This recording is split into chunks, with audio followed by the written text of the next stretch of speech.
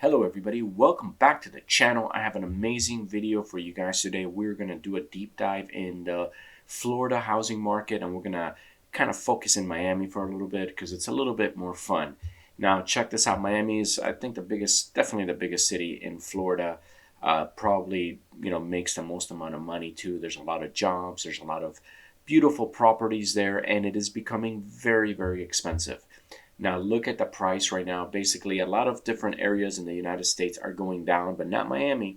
Miami is actually going sideways, and it's pretty amazing to see this.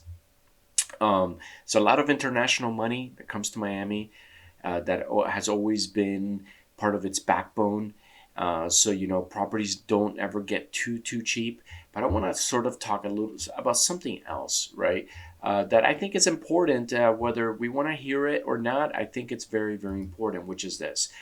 Here's basically Miami-Dade County, and it's the water problem, it's the insurance problem, it's the flooding problem, right?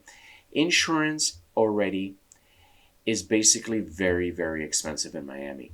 Now, when you have this line right here, this is called the US 1. This goes all the way up to New York. If you want to really know a little bit of history about the US 1, basically, for the most part, anybody on this side of the US 1, so east of the US 1, has to get flooding insurance.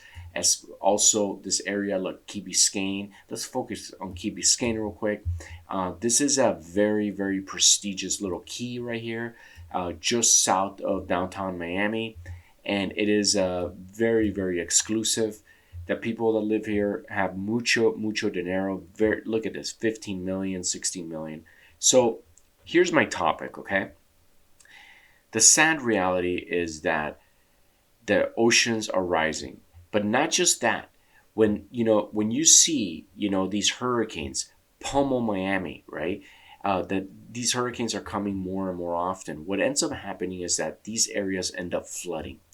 And when you have a $9 million house that floods, well, guess what happens, right? You're going to call your insurance company and you're going to say, hey, I got to make a claim here. And they got to flip the bill. So what's increasingly happening is that any area that is in a flood zone, basically the insurance costs are going through the roof, okay? Very, very expensive. So my question to a lot of people is, what is going to happen when insurance companies, imagine we have a year where two storms hit at the same time, or one big storm that causes mass devastation in terms of flooding. What is going to happen to insurance companies if they pull out? And once that happens, if they do pull out, what happens to this whole area right here, basically, of homes that need, basically insurance to be able to close the loan, right? If you go to a bank and you can't get insurance for the house for whatever reason, guess what? Bank's not going to loan you any money. So is this all going to be cash at one point? Like, let's just say 5 years, 10 years? I mean, I don't know. Right now, I came across this article right here, which is pretty awesome. Basically, is, fixing Florida's property insurance mess is a slow process. Now you can see it just recently came out. You can see Ron DeSantis they've been trying to do things to make the system run a little bit more efficient, right?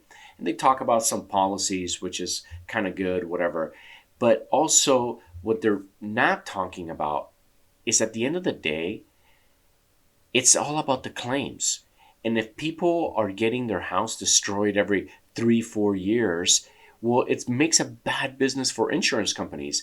And if you got to factor in an incredibly expensive insurance policy, then, and you have the prices that you have right now, which are fairly high. And remember, Florida is, for the most part, especially South Florida, it's 2% tax. Okay, where other parts in the country are not, like California, for example, is 1% tax.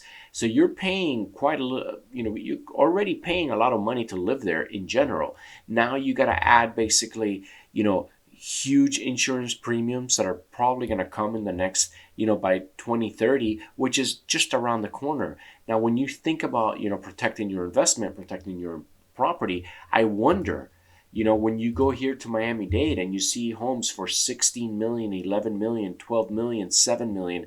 I mean, these are not cheap, guys. You know, 10 million. What happens if, sadly, we go into a cash system, right? And now suddenly, you can only buy these houses if you're paying cash, right? And would you want to do that? If you can't get insurance for your house and you got a big flood and your Persian rugs get, destroyed, and your paintings and all your floors, and you have mold, and that costs, in one of these expensive homes, fixing that can cost a lot of money, right? So what is going to happen? Is it just going to make the further areas more expensive? I mean, they're pretty expensive now, but don't forget, like I said, that's a nice house. Like I said, guys, we're talking about, possibly having more storms more often. So how long before insurance companies just say, we can't do it, you know? And it's not like people are going to go and rebuild their houses. So very interesting topic here to talk about South Florida, to talk about the future. And, because when you look at these prices, they don't care. If you guys ever have the chance to go to South Beach, okay, South Beach is insanely awesome and it's brand new. You look at buildings right here, they're so nice. Look, there's a lot of units for sale here, but these are like condos and apartments. But anyways, there's a lot of units for sale here, guys, and it's very modern and it's pretty cool. But you got to just wonder, what's going to happen, right, if insurance pulls out. So that's my topic for the day. Please, I want you guys to comment down below and give me your thoughts. Okay, that's my homework for you guys. Please comment. I really want to hear what you have to say. Now, remember, if you guys do like my videos, please don't forget to smash that subscribe button and go ahead and like and leave a comment. Thank you guys so much for watching. I love you guys, and I'll see you on the next video.